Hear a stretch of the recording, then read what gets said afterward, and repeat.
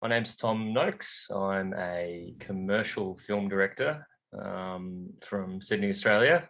Just when people ask what you do, like it's taken a bit of like hard sort of truth bombing myself into being like, fuck, that's kind of what I spend most of my time doing. Do you know what I mean? Like I'm sure other filmmakers want to say like feature film director. It's like, well, to be honest, I spend 90% of my time making ads. Like, there's not many ad filmmakers, commercial filmmakers, and by when I say commercial filmmakers, I mean like ads. I don't mean like commercial long form.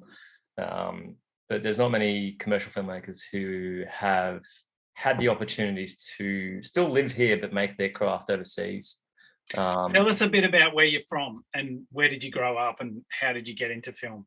Well, I grew up down the road from you. Budrum Yeah. and Maroochydore, that area? Yeah, Budrum. And went to school around Sunny Coast, and then made skate videos at Alex Heads with a crew who I still hang out with in Sydney. And out of that, just fell in love with making things, making them, through cinema, but more moving image rather than cinema back then, because I didn't really understand what cinema was. I don't think back then, and I mean, you'd be acutely aware of this too, like Sunny Coast wasn't sort of like a bastion of like culture and the arts. I think, being a part of those like groups was in spite of the sort of surrounds, which is right. Which is sort of what we're trying to change in a way.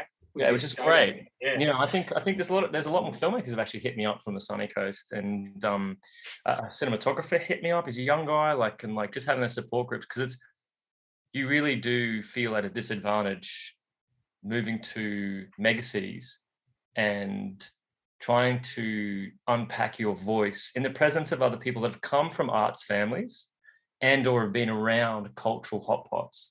It's changed now. Like there's more, I don't know, well, the accessibility of the arts just being online, like everyone's watching the same channels. But back then, the arts was Video Easy. It's like you had Video Easy or the cinema, and the cinema was playing like a couple of just Hollywood, blockbusters, and that was my introduction to the. So it's only when I moved out to Brisbane and moved in with a couple of housemates that like had tastes that sat outside the sort of more mainstream vernacular, that like I got introduced to things. I was like, fuck, that is so exciting, and kind of like stumbled my way through into becoming a director, without really it's like treading water, really. Oh, actually, no, it was more like a salmon upstream. You have to learn quickly or you're going to sink. Oh, definitely in that way, yeah, for sure. Like it's the challenge is exciting.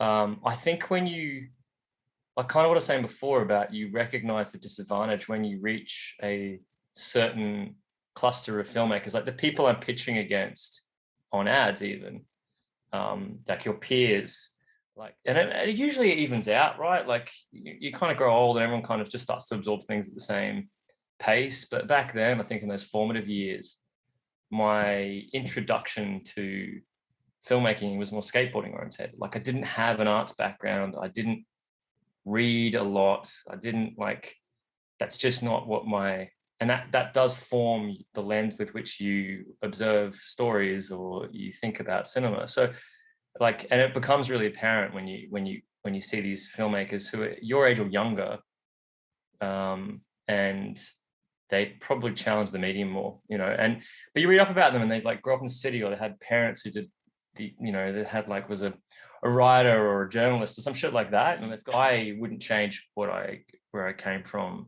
for anything. Like the people I grew up with have informed indirectly sort of my voice, not through the arts, but just through the company, like hanging out at Alex Skate Park. That was imperative and instrumental to everything in the way that I look at the world and the characters I'm drawn to. And, I'm yet to find a way to accurately put that into a film in an honest and truthful way. But if I can, and when I can, that'll be it. I'll be pumped. Like if I can capture that, and that's your authenticity, right? I think there's not only a necessity, but an ability in capturing your authenticity. And I think you got to kind of be a bit honest about your authenticity is where you're from. Don't get me wrong, like I'm saying, you do that once or twice and you get bored of it and you're like, okay, I want to make a film. But you have to do it once at least. I think I think it's part of the journey that is taught but less understood. If you know, everyone uses that word authenticity, and like I think it's really confusing for young people to understand what that means, and then just need a bit of distance, and you're like, oh shit, that's right. What is it? Yeah, you sort of need to learn to be a storyteller to be able to see that story, don't you? Yeah. Oh, absolutely. And look, let's get on to tell us some quick tips. You know, imagine I'm a filmmaker in the making, or I want to be a filmmaker. I'm from the Sunshine Coast. Some simple things that I should take on board when I start out. Well, one, like make it. Like don't wait for funding. Don't wait for all that shit. Don't wait to applications or anything. I think we have a system in Australia where we've become dependent on government models of funding and whatnot, risk. But you don't need that. Some of the best films and the ones I admire, even at festivals, if you really break it down, can be made on no money. But let's put that in context as well of people who might only have a DSLR or a mobile phone. You're saying if you've got an idea, make it with those things, because you're going to learn from that as well, right? Yeah, I'm saying, yeah, absolutely. Like your voice, you can't intellectualize your voice. You just got to make it and discover it and kind of, like, rather than sit back and try and create a distance. You can't see yourself. It's like, it gets really existential. Like, you just got to make the thing and then figure it out kind of retrospectively. Like, I still can't see a unity or a harmony or anything like that tethers all the work that I create, but someone else can. And you've got an idea, get out there, just start making stuff.